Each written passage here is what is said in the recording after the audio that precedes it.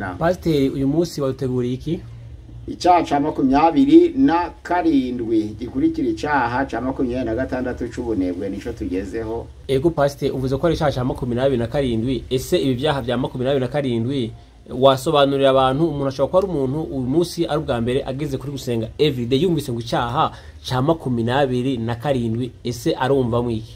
Twasize ku rutonde ibyaha biboneka mu byanditswe byera 320 turavuga ngo tuzigisha kimwe kimwe ni nka moto cyangwa se ibanga rya cano yacu kugira ngo tubikurikiranye uko ari 320 twatangiriye ku cyaha mbere nk'uko twabivuze ko imfura y'ibyaha ari ubwibone ubwo tuzasoza ku cyaha 320 ku herezo ry'ibihe icyaha 27 cyitwa ubugugu. Ese ubugugu ni iki? Muri iryo jambo ubugugu harimo insobanuro nyinshi ariko irimo kwikubira, kurarikira, kwifuza. Ubugugu ro ni icyaha. Gusenga everyday, gusenga buri munsi. Nusenga uzanesha, nunanigwa gusenga uzaneshwa. Senga. Reka nsuhuze inshuti ya gusenga everyday, nizere ko umeze neza. Mu bisanzwe muri kumwe nanje Manakiza Edouard, abari mu Rwanda turoze tubabwira ngo Imana iba mugisha, abari mu Burundi shalom shalom, abari muri Afrika mumba ikirundi n'ikinyarwanda n'ikinyamurenge shalom shalom, muri inshuti za gusenga everyday, abari mu Burayi shalom shalom, abari muri Amerika shalom shalom, abari muri Australia shalom shalom, abari ku mugabane wa Amerika shalom shalom. Kuko muna kuri kamera gusenga everyday kumwe na Dr. Revera Pasiteri Mpazibire Guraho. Muraho neza. Amakuru yawe ni meza. Urashimana? Ego. Mwatangira musenga Imana. Mana turagushimiye, turaguhimbaje neza, umwanya nuwawe. Turakuraritse icubahiro cawe. Iye gusangiza abatwumva ijambo ryawe kugira ngo ube hafi yacu. Ego ijambo ryawe rikore ku mitima ya benshi. Abakwizera bavugurure babashe kurushaho gukomera, n'abatarakwizera bahindurwe naryo. Ijambo ryera tubwira ngo abamwemeye bose bakizera izina rye yabahaye ubushobozi bwo kuba abana b'Imana. Reka abantu bose abana baye ko nibyo wifu murimbuka, ahubwo ko bose bakwihana bakaraga ubugingo buhoraho. Ngaho byose tubigushize imbere mu izina rya Yesu Kristo. Amen. Pasiteri uyu munsi waduteguriye iki? Icyaha ca 27 gikurikira icyaha ca 26 c'ubunebwe nico tugezeho. Ego Pasiteri uvuze ko ari icyaha ca 27, ese ibi byaha bya 27 wasobanurira abantu umuntu ashobora kuba ari umuntu uyu munsi ari ubwa mbere ageze kuri gusenga everyday yumvise ngo icyaha ca 27 ese arumva mwiki? Twasize ku rutonde ibyaha biboneka mu byanditswe byera 320 turavuga ngo tuzigisha kimwe kimwe ni nka moto cyangwa se ibanga rya cano yacu kugira ngo tubikurikiranye uko ari 320 twatangiriye ku cyaha mbere nk'uko twabivuze ko imfura y'ibyaha ari ubwibone ubwo tuzasoza ku cyaha 320 ku herezo ry'ibihe ariko uyu munsi tugeze ku cyaha cyitwa ubugugu. Ubugugu rero ni icyaha ariko kenshi usanga abantu batabisobanukiwe, abantu bagatekereza ko ibyaha ari 2 cyangwa 3 cyangwa 5 cyangwa 10 nk'uko amategeko y'Imana yatanze imisezerano rya kera ari 10, ariko ibyaha 320 icyaha ca 27 cyitwa ubugugu. Ese ubugugu ni iki? Usomye mu Bakorinto ba 2 igice cya 9 umurongo wa 5 hari amagambo ahari mu gihe cyo gusonzoranya ibyo gufasha bera b'itorero. Pawulo yabivuzeho aravuga ngo mu gihe mwateguye hari ibyo mwasezeranye muzatanga mu bigomba gufasha bera b'itorero. Ahangaha ijambo ry'Imana riravuga ngo muzabikore mubikoreye ubuntu, mwe kuzabikorana ubugugu sinyifi. Mu Gifaransa bavuga ngo muzabikore mutabikoranye ubugugu ahubwo mubikoranye liberalite. Pawulo yabivuze mu Baroma igice cya 12 umurongo wa 8 havuga ko buntu kugira ubuntu. Haravuga ngo umuntu wese ufite iyo mpano yo kugira ubuntu ngo ayigira atikanyiza, ni ukuvuga ngo ayigire atipfukapfuka, ayigire adahisha, ayigire adafite ipfumye, ahubwo kirire face avec liberalite, ni ukuvuga ngo ayikore atikanyiza. iyo mpano y'ubuntu nukuvuga ngo ikinyuranyo c'ubugugu ni ubuntu. Umuntu w'umunyabugugu aciye ukubiri nungira ubuntu. Iyo utabaye umunyabugugu umuntu ugira ubuntu. Agaha rero ubugugu ni icyaha gikomeye kuko kirimo kurya ibyawe byose nubwo waba warabikoreye ukabyimarira ku giti cyawe. Ahangaha nto tuvuga ibyo wahawe, tuvuga ubutunzi bwawe muri rusange. Ijambo ry'Imana rirasobanura muri Yakobo igice cya 5 ko hari abantu bagiye gucirwaho iteka ariko bakabita abanyabugungu. Haranze ngo ubugu iteka abanyabugugu bagiye kuzacirwaho nuko barundanije imitungo. Ni Yakobo 5:1 kugeza kwa 6. Barayirundanya, barayisonzoroza, bayigira neza, barahunika, bamaze guhinika bayirutisha Imana. Noneho biyumva ko imitungo yabo ari bwo bugingo bwabo. Anga ijambo ry'Imana riravuga ngo hari iteka bagiye gucirwaho. Abantu birindanizaho imitungo bakabirutisha Imana, hari iteka bagiye gucirwaho. Ntabwo kugira imitungo ari icyaha, aha tubyumvikaneho. Ntabwo kugira imitungo myinshi ari icyaha, kuko Imana ntabwo ibirwanya ntibyanga.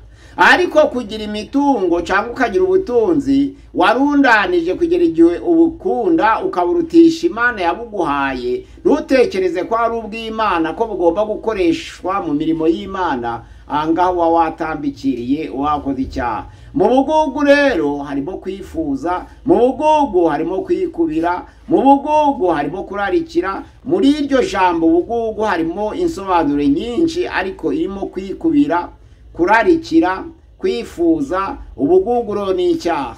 Kandi dusomye Abakorinto 2:6 havuga abantu batazaraga ubwami bw'Imana: abasambanyi, abajura, abarozi, abangana, abasebanya, abanyabugugu. Abo bose ntabwo bazaraga ubwami bw'Imana. Nukuvuga ngo abo bantu bose hamwe no mu Efeso 5:5 bavuga ko abanyabugugu bari mu bantu batazaraga ubwami bw'Imana. Abantu bakusanya imitungo bakayirundanya, bamara kuyirundanya bakayikunda, bamara kuyikunda bakayirutisha Imana.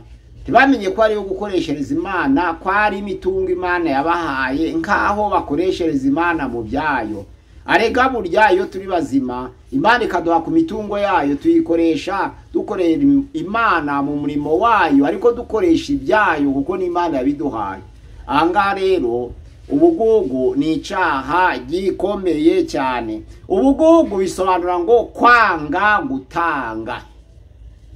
Ijambo ry'Imana ryanditswe muri Yesaya 58 umurongo wa 7 wose. Uwo murongo wa 7 haravuga ngo ukarekura, ugatanga, ukagaburira abashonji, uzana ibyo kurya byo mu nzu yawe ukabigaburira abashonji, wabona abakene ukabambika, ndetse ntibirengagize bene wanyu. Ayo magambo yanditswe muri Yesaya 58 umurongo wa 7. Havuga ko ubugugu ni ukwanga gutanga, ubugugu ni ukwanga kurekura, ubugugu ni ukwanga gukora mu byawe ngo ugire neza abantu. Ahangaha rero umunyabugugu ntabwo ashobora kuraga ubwami bw'Imana. Yohana ya mbere igice cya 3 umurongo wa 7 haravuga ngo hari abagize amahirwe bahabwa ubutunzi bw'iyi si. Bamaze guhabwa ubutunzi bw'iyi si ntibashima Imana ngo bamenye ko ari Imana yabubahaye. Ariko ijambo ry'Imana riravuga ngo bene data, umuntu afite ubutunzi bw'iyi si akitegereza mugenzi we ko akennye, yamara akamukingira imbabazi, yavuga ngo urukundo rw'Imana rwaba muri we rute? Urukundo rw'Imana ruri mu muntu ufite imitungo asangiza abandi. Ntabwo Yesu yigeze avuga ngo kugira ubutunzi ni icyaha. Igihe yaganiraga na wa mutunzi kandi w'umukire, usomye neza muri Luka ibice 18 umurongo wa 18 kugeza ku 16, aho yamubazaga ngo girende kugira ngo ndabe ubwami bw'Imana, Yesu akamubwira ngo uza amategeko: ntukice, ntugasambane, ntukibe, ntugashinje mugenzi wawe ibinyoma, kandi ubaye so na nyoko. Yaravuze ngo ibyo byose narabyubahirije ndabirangiza. Agiye kugenda Yesu aramubwiye ngo igira hino usigaje ikintu kimwe, wagurisha ibyawe byose maze ugafata amafaranga ukayagaburira abakene. Ijambo ry'Imana riravuga ngo abararakaye ntabwo yabyishimiye kuko ubutunzi bwe yari yarabwikubiye ari ubwe gusa, ntabwo yatangaga. Hariya ntabwo Yesu yasobanuraga ko umuntu ufite imitungo yayiha abakene yose, oya. Imana yashaka kumugerageza ngo irebe ko mu mutima we yagirira impuhwe abakene, ko ntabwo twaba twarakoreye imitungo yacu ngo tuyigwize noneho ngo itegeko ry'Imana rivuye ngo tuyihe abakene, twese twarya iki? Ahubwo ni ukureba niba witeguye kuba wafasha umuntu uri darebeze, ni ukuvuga ngo uri mu bukene, uriteguye kuba watabara umuntu uri mu bukene ukoresheje imitungo yawe, kuko iyo mitungo yawe niyo gukoresha umurimo w'Imana, ubundi tuyishakira kugira ngo idufashe n'urubyaro rwacu. Ariko iyo uyikunze ukayirutisha Imana, ahangaha habaye ikibazo gikomeye cyane, icyo gihe washobora no kugera mu kibazo cyo kurimbuka. Abanyabwenge b'iyi si, Luka yarabivuze ibice 16 umurongo waho n'uwa 9, avuga ko abanyabwenge b'iyi si bakoresha ubutunzi bwabo kugira ngo bazabakire mu buturo bw'iteka, ni ukuvuga ngo agaha abantu, agasaranganya mu bantu kugira ngo bazamwakire mu buturo bw'iteka. Ubwo bagereranije n'umugani wa wa mutunzi na Lazaro. Ijambo ry'Imana rivuga ngo Lazaro yabaga ku irembo ry'uwo mutunzi, yaraharwariye afite ibisebe. Ijambo ry'Imana riravuga ngo imbwa zikaza zikabirigata, ariko ahangaha yifuzaga no kurya utuvungunyukira twavaga ku meza y'uwo mutunzi. Umutunzi ntiyamwibukaga. Ijambo ry'Imana riravuga ngo wa mukene arapfa, marayika aramuterura amujana mu gituza ca Aburahamu. Noneho wa mukire nawe arapfa, amaze gupfa aje kuzimu. Agezeyo arababazwa, arasha, aragorwa cyane, ariko yitegereje abona wa mukene bari kunywa akiri ku isi ari mu gituza ca Aburahamu. Niho yamutakambiye aravuga ati uri kubabazwa cyane. Ahangaha ijambo ry'Imana riravuga ngo nawe wikubiye byinshi ukiri ku isi, none reka nawe ubabare n'abari abakene bari ku isi basogongere ku byiza, kuko bari mu gituza ca Aburahamu. Ahangaha rero bari kugereranya uwari umutunzi n'umukene witwaga Lazaro. Ahangaha iyo rukavuga ngo abanyabwenge b'iyi si bafata ubutunzi bwabo bakabukoresha neza kugira ngo nibamara kubuha abakene nabo bazakirwe mu buturo bw'iteka. Abashatse kuvuga ko akenshi usanga ab'iyi si ni abanyabwenge ku by'ingoma zabo kuruta abana b'umuco. Bisobanura ngo iyo umuntu azi gusaranganya mu byo yakoreye na rubanda, abarusha uwiyita umukristo utashobora kumenya gusaranganya. Ubundi gusaranganya, ibyo dusaranganya ni iby'Imana yaduhaye, ariko Imana nayo ntivuga ngo tubisaranganye byose tubimare ko dukeneye natwe kubaho. Ariko igihe ubonye umukene ntumukingire imbabazi, nk'uko ijambo ry'Imana ryavuze ngo ukitegereza umuntu hano ku isi ukamukingira imbabazi, mbese waje wirarira mu rukundo rw'Imana ruri muri wowe rute. Hariya muri Yohana ya mbere igice cya 20 haravuga ngo urukundo dukunda abantu nirwo rugaragaza ko dukunda Imana, ko nta twakunda Imana tutareba twaranze abantu duturanye. Haravuga ngo umuntu navuga ngo akunze Imana, ariko aba bana nabo akaba atabitayeho. Ese yabesha ngo urukundo rw'Imana rwaba muri we rute? Ntabwo ari byo. Ahubwo udakunda abantu areba ntabwo yabona inzira yo gukunda Imana atareba. Ahangaha rero niryo jambo rivuga ngo ukitegereza mwene so kwakenye ukamukingira imbabazi. Ese waje uvuga ngo urukundo rw'Imana rwageze muri wowe rute? Ahangaha aba bantu bagira ubutunzi bw'isi bakananirwa kubusaranganya na bagenzi babo kugira ngo bikire ubutunzi bw'iteka mu ijuru. Abo ngabo bazaborana nabwo. Nibyo Yakobo yavuze ngo ubutunzi bwanyu buraboze, ubutunzi bwanyu buriwe n'ingese, murire muboroge kubw'imitungo mwikubiye mukibagirwa kuyisaranganya na rubanda. Ahanga nico bashaka kuvuga. Gukira ntabwo ari icyaha. None ikibazo ushobora kwibaza, ushobora kuvuga ngo twe kugira ubugugu, none se dutagaguze? Oya, gutagaguza naco ni icyaha.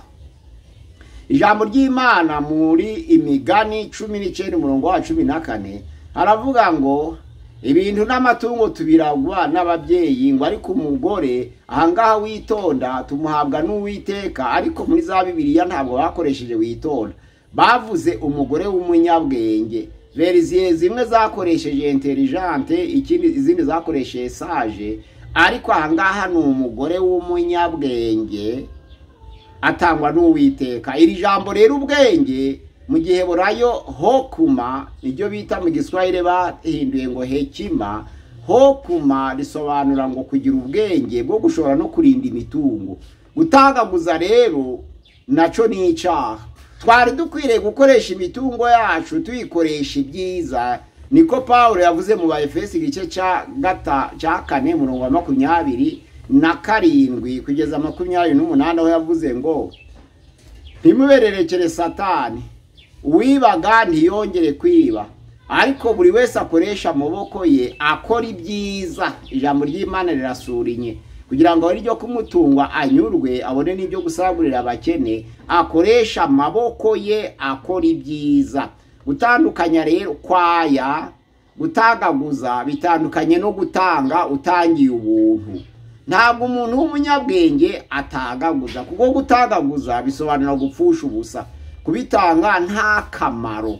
Iyo uhembuye umuntu ushonje ubutanze ibifite akamaro, ariko gutagaguza ni ukujugunya ugahana abatabikeneye ukanabita ntubihe n'abantu. Ahanga babyita gutagaguza, ni ukubiha abatabikeneye. Mbese burya no guha atabikeneye nabyo byitwa gutagaguza.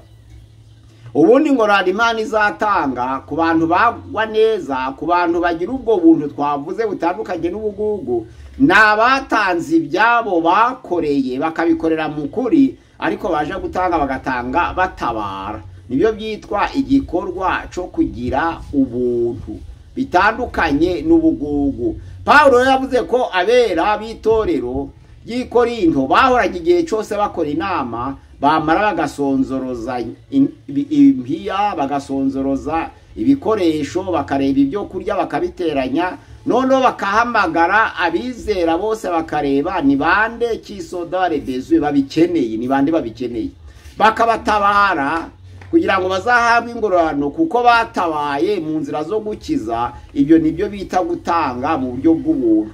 Paulo ravuga ngo mwe kujya mutanga mugira ubugugu, harimo ishari, harimo kwikubira, harimo kwikanyiza, ahubwo mutange avec liberalité, mubohotse bivuye ku mutima, kugira ngo bizabaheshe ahangaha ingororano. Yesaya aravuga ngo ukarekura, ugatanga, ugaha bagenzi bawe, ukagaburira abashonji ku byo kurya bakuye mu nzu yawe.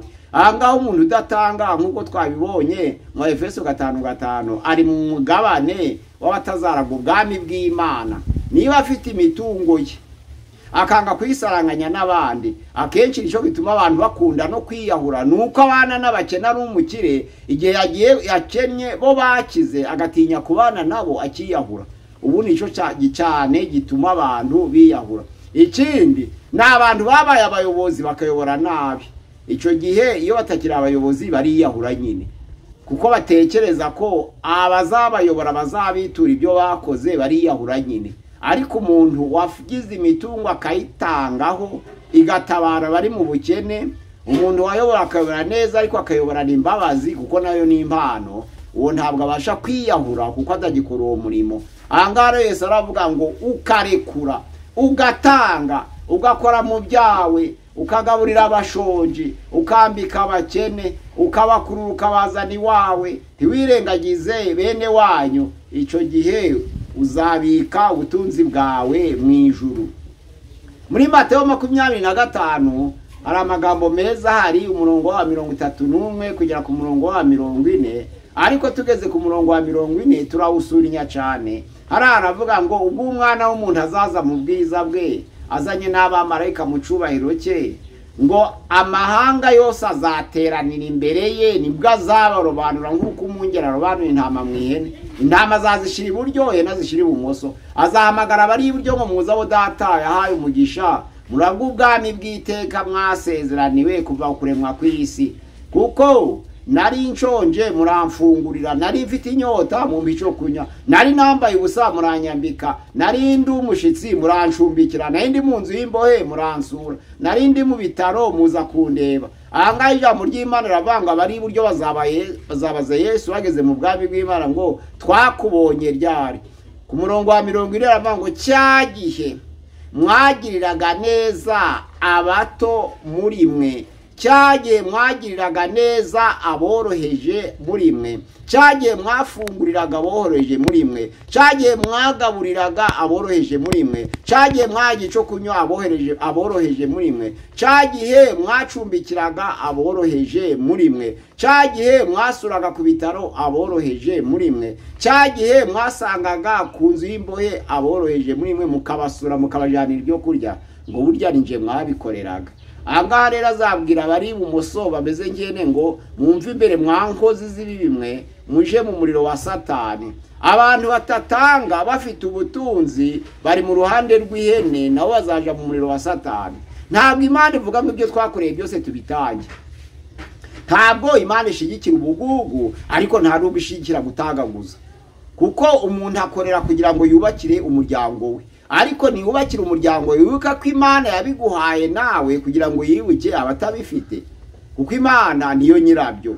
Iro yabiguhaye ntiyabiguhaye kubyikubira kugira ngo birye wenyine, ahubwo yabiguhaye kugira ngo usaranganye na rubanda. Nibyo wamutunzi yananiwe kwihanganira, ntiyumva icyo Yesu ashatse kuvuga. Yesu yaramubwiye ngo mbese washobora kugira impuhwe z'abakene ukagira icyo bagenera? Ijambo ry'Imana rivuga ngo bararakaye kuko atari yiteguye.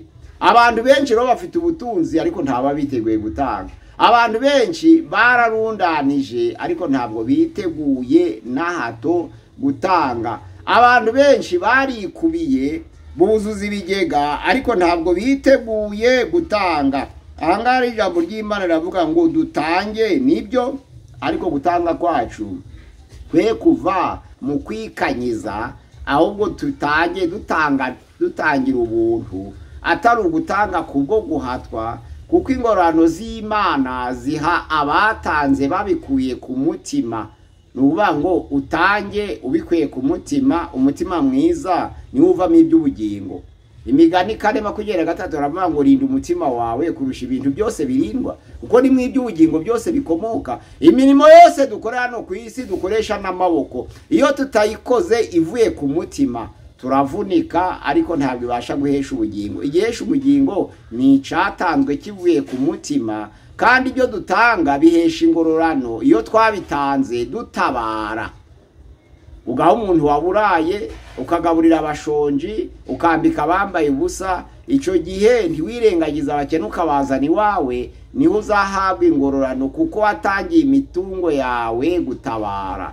Ntabwo twasaranganya imitungo yacu n'abakire, kuko abakire barihagije. Ariko usanga abantu benshi ku isi basaranganya, abakire barya ukwabo n'abakene bakaba ukwabo, abakire bagasangira ukwabo, abakene nabo bakaba ukwabo. Icyo kintu kibabaza Imana cyane. Ubutunzi Imana yahaye abo bakire kwari kugira ngo basaranganye n'abakene, ni ku itegeko ry'Imana rivuga kurebesha abakene amaso y'imbabazi, ukabazirikana mu mibabaro yabo, ukabasanga mu buturo bwabo, ukabagaburira, ukabambika, ndetse ukababwira neza, kuko bigaragara ko kiba kivuye ku mutima, kigaherekezwa n'umutima mwiza kugira ngo kizaguheshe ingororano. Kugira ubuntu ni ikintu cy'ingenzi cyane, ariko atari ugutagaguza. Gutagaguza ni ugutanga mu bitagira akamaro. Gutagaguza ni ugutanga utari gutabara. Gutagaguza ni ugutanga upfusha ubusa. Ntabwo rero Imana yavuze ngo dutagaguze, ntabwo Imana yavuze ngo dupfushe ubusa, ahubwo yaravuze ngo dukore ibifite akamaro, nk'uko Paulo yaravuze ngo akoreshe amaboko ye akora ibyiza kugira ngo abone ibimutunga ubwe, abone n'ibyo gusagurira abakene.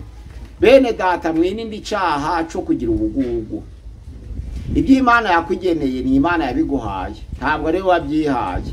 Kuko akenshi abantu bavuga ngo tuzatunda, niko Yakobo yavuze, ejo tuzafata urugendo, tuzaja mu rutundo rwacu. Bavuga urutundo muri trading, gucuruza mbese. Tuzaja mu rutundo rwacu, tuzagera ahantu runaka, turangure iyo za marishandiza, tuze tuzigurishe, twibikira amafaranga. Ijambo ry'Imana riravuga ngo wabwirwa n'iki kiraba nijoro kushobora kunyaga ubugingo bwawe muri iki gicuku, ya mitungo yawe wari warikubiye yose igasigariraho. Ntabwo dutangira kugira ngo dufite ubwoba bwo kuzasiga imitungo. Ya gusiga imitungo ni byiza, kuko kugira icyo usigira abana ni byiza. Kandi ijambo ry'Imana mu Bakorinto wa mbere igice cya 12 ku murongo wa 14 aravuga ngo ntabwo ari abana bahunikira ababyeyi, ni ababyeyi bahunikira abana. Imitungo dushaka rero niyo kugira ngo tuzasigira abana, ibyo ni itegeko ry'Imana. Ntabwo abana aribo bakora ngo badusigire, niko dukora ngo tubasigire ko tuzabasiga ku isi. Iyo rero dukora kugira ngo dusigire abana bacu imitungo, Imana ihabwa icubahiro kandi kanezerwa. Ariko se dusigira abana bacu imitungo twaributsa abakene kugira ngo dukore igikorwa n'ubundi caduhesha icubahiro tugeze mu bwami bw'iteka. Imana yacu dusange twirinde icaha c'ubugugu bene data. Ni icaha ca 27 gikurikira icaha c'ubunebwe. Twirinde ubunebwe 26, twirinde ubugugu 27. Tuzakomeza urutonde rw'ibyaha kugeza kuri 320. Imana ibaho umugisha kubatwumva. Mwirinde ubugugu. Ndavuze ngo ubugugu ni ukwikubira imitungo Imana yaguhaye ntiwibuka abakene. Navuze ngo ubugugu ntabwo ari ugutagaguza. Noneho rero kurekura ubugugu si ugutagaguza ngo yimarire imitungo yimarire abandi kandi nawe ukeneye kubaho. Ariko kutagira ubugugu ni uguha abakene ukabatabara mu mibabaro yabo yose. Yesu yaravuga ngo urekure, utange, abashonji ubagaburire, abakene ubazane mu nzu yawe, ntiwirengagize bene wanyu. Ni ijambo ry'Imana rishimangira ko ubugugu ari icaha gikomeye, ariko gutagaguza nabwo ni icaha, kuko ijambo risobanura ngo abanyabwenge risobanura ngo nabashobora no kurinda imitungo yabo bakayicunga ntibayipfusha ubusa. Imana idusange tugira imitungo twe kwipfusha ubusa, ariko twibuke abakene mu mibabaro yabo. Abatishoboye, ubwoko bw'abatishoboye ni benshi, abakene mu mibabaro yabo. Kandi tumenye ko Yesu avuga ngo icoroshe nuko ingame yakwinjira mu zuru ry'urushinge kuruta ko umutunzi yakwinjira mu bwami bw'Imana. Ngo tugende turabwiriza abantu ngo abakire ntibazaja mu ijuru. Oya, abakire bazakorwa n'isoni ni abagize imitungo bagatinya kuyisaranganya na rubanda, ntibicure. Oya, ahubwo bakibuka abakene mu mibabaro yabo. Imana idufashe kugira ngo imitungo Imana yaduhaye dushobore gusaranganya n'abakene mu mibabaro yabo, twe kugira ubugugu. Kandi igihe dutanze, ijambo ry'Imana riravuga ngo dutange tubohotse no mu mitima yacu kugira ngo twugurure ubwami bw'Imana, kuko arimo iby'ubugingo byose bihishwe. Imana idusange kandi dukomeze mu ijambo ryayo mu izina rya Yesu Kristo. Amina. Ni Pastor Mpazire rwaje ikiganiro kubabwira icaha ca 27 c'ubugugu. Mwe kugira ubugugu kandi mwe gutagaguza, ariko mutange mubikuye ku mutima kugira ngo mutabare abakene. Kuri channel ya Gusenga Everyday 078 669 murakurikira ibiganiro by'ibyaha ku rutondo ko ari 320. muje mubyitaho 07669 kuri channel ya Gusenga Everyday. Murakoze, Imana ibaho umugisha. Pastor, reka tugushimire tukubwire ngo Imana iguhe umugisha. Reka dushimire n'umuntu yabanye natwe muri kiganiro nawe tukubwire ngo Imana iguhe umugisha. Reka dushimire umuntu uzufata ibiganiro byacu akabihereza inshuti yo cyaka bisharinga cyaka bipartaja. Nawe Imana iguhe umugisha. Shobora ko bwa mbere ugeze kuri Gusenga Everyday tugusaba gukanda subscribe kugira ngo uzazubone ibiganiro byacu bitakugoye, kuko Gusenga Everyday uzazohabona inyigisho zitandukanye n'izindi ureba ahandi.